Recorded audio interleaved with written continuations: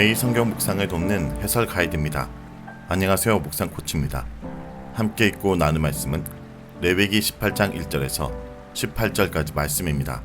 레위기 11장에서 15장이 의식적 정결법이라면 18장부터 20절은 윤리적 정결법입니다.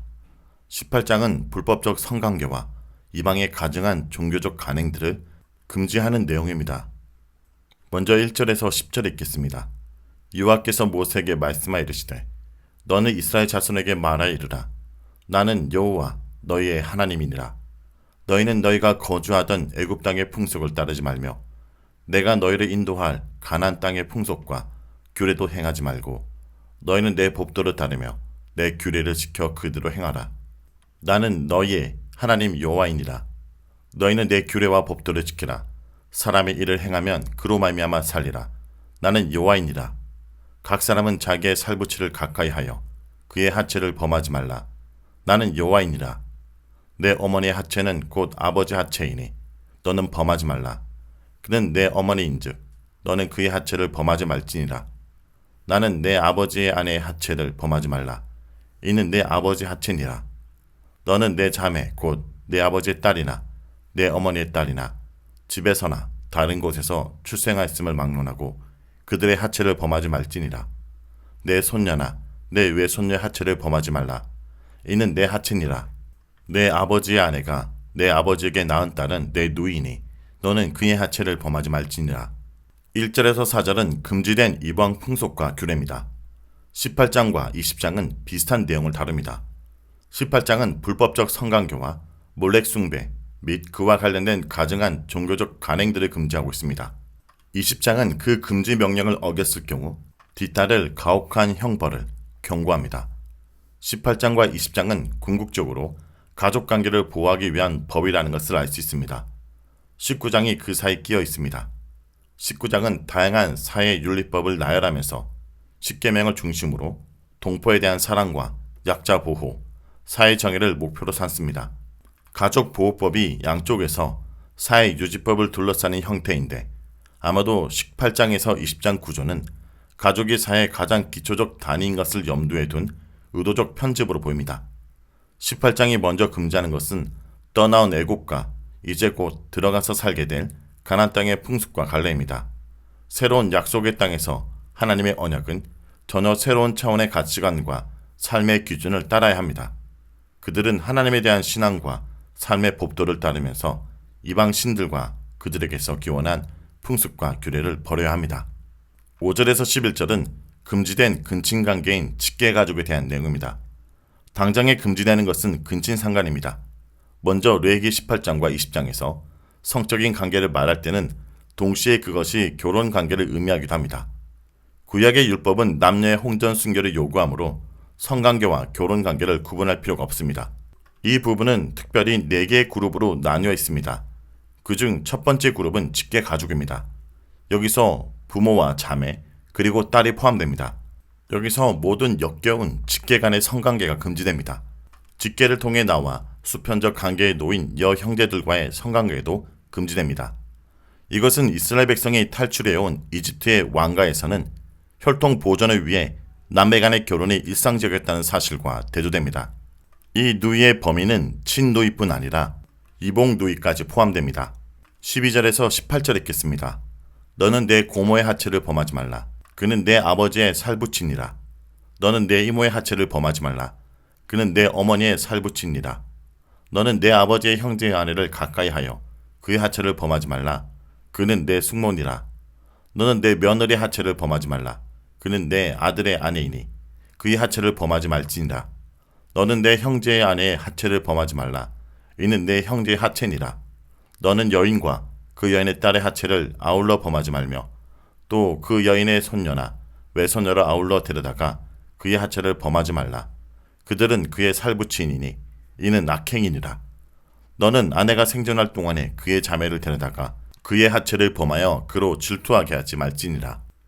12절에서 14절은 금지된 근친관계 중 부모의 형제 자매에 관한 내용입니다.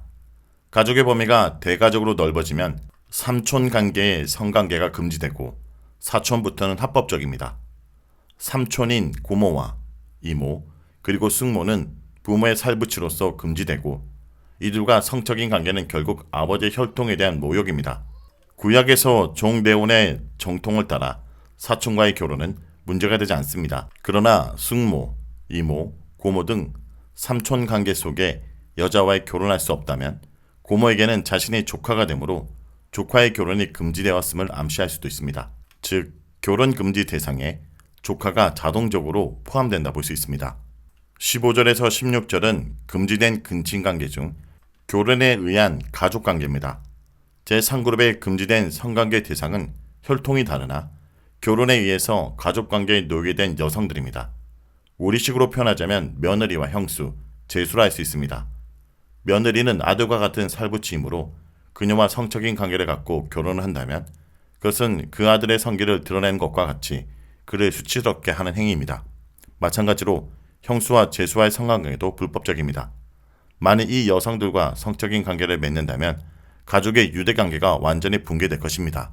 17절에서 18절은 금지된 근친관계 중 아내의 직계입니다.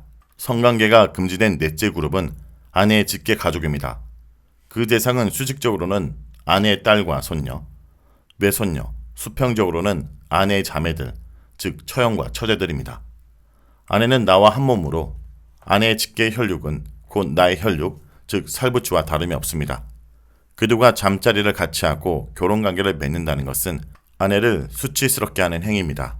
특히 결혼한 아내를 두고 아내의 자매들에게 눈이 멀어 잠자리를 같이 하고 혼인을 한다면 그녀는 아내의 질투심을 유발하는 경쟁자가 되어 집안에서 다툼이 끊이지 않게 될 것입니다. 다만 조건이 아내가 생존할 동안이므로 아내가 죽은 후에는 처형, 처제와의 결혼이 가능했을 수도 있습니다. 한편 레위기 18장의 율법이 주어지기 전인 족장시대에는 금지된 결혼을 묵인하는 장면들이 나타납니다. 우선 친남매가 아닌 배다른 남매 간의 결혼이 허용되었습니다. 창세기 20장 12절에 그는 정말로 나의 이북누이로서 내 아내가 되었습니다. 라는 아브라함의 진술에서 이 점을 알 수 있습니다. 또 창세기 11장 27절에서 29절에 아브라함의 형제 나홀은 조카인 밀가를 아내로 맞이했습니다. 야곱의 장자 누벤은 아버지의 첩 비라와 관계를 맺었으며 다말은 시아버지 유다를 속여 집안의 혈통을 잇는 행위를 저질렀는데 레위기법에서는 아버지의 아내와 며느리와의 성관계를 금지를 나란히 배치하여 이를 어길 경우 사형에 처할 것을 명합니다. 이제 레위기에선 이 법을 통해 이러한 모든 행위들을 불법적으로 간주하여 금지합니다. 자, 여기까지가 레위기 18장 1절에서 18절까지 말씀입니다. 오늘 말씀을 통해 우리는 무엇을 묵상하고 적용해야 할까요? 하나님의 백성들은 성적 범죄에서 구별되어야 합니다. 애굽 사람이나 가나안 사람들은 종교적 이유로 성윤리가 문란했습니다. 성은 부부의 연합을 위하여 하나님께서 주신 선물입니다. 그런데 배우자가 아닌 사람과 성관계를 맺게 되면 그 성은 선물이 아니라 가정을 깨는 독약이 됩니다.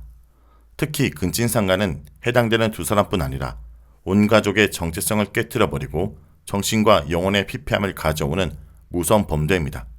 하나님께서 근친상간에 금하신 이유는 바로 하나님이 세우신 인간 사회의 질서를 파괴하기 때문입니다.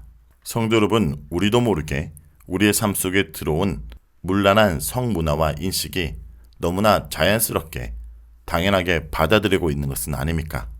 우리의 삶을 돌아보고 거룩한 하나님 백성으로 구별되며 주님이 주신 우리의 가정과 우리의 사회를 소중히 지켜나가는 주의 백성들이 되길 간절히 기도드립니다.